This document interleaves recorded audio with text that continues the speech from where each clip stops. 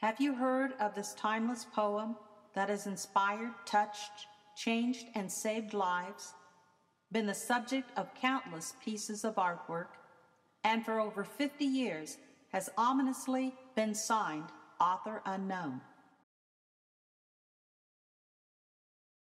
The poem, Footprints in the Sand. Who wrote the poem, Footprints in the Sand? My name is Kathy B. I'm a singer-songwriter from a small town called Bloomingburg, Ohio, of 500 people. And when I left to go on the road, join a group, my mother gave me a small copy of Footprints in the Sand, the poem, so that I could take with me. It made me feel better to know that I wasn't alone, and it also gave her great comfort knowing that her child carried something with her that told her that God was always there with her. So it became one of my favorite poems. And I would go to different places all over the country. We would be opening acts for people like Grandpa Jones, Oak Ridge Boys, Crystal Gale, and a lot of the Lawrence Welk people. And in truck stops where we ate, I would see copies of Footprints in the Sand, all kind of poems, and it had these people's name on it that did the artwork for Footprints in the Sand.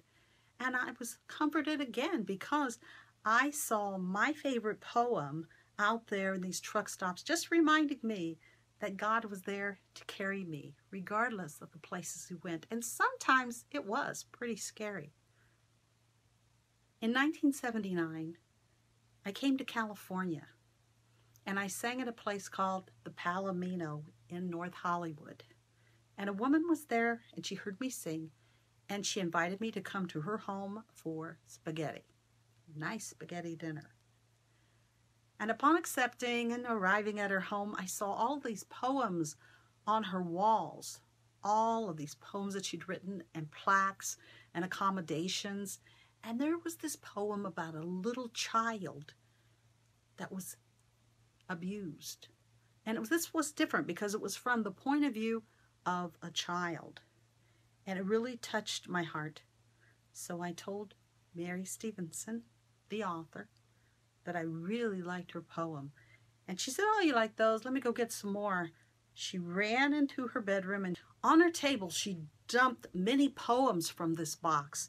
And as I'm going through the poems, I discovered an original, Footprints in the Sand, dated 1939. And I said, Mary, you have a copy of Footprints here.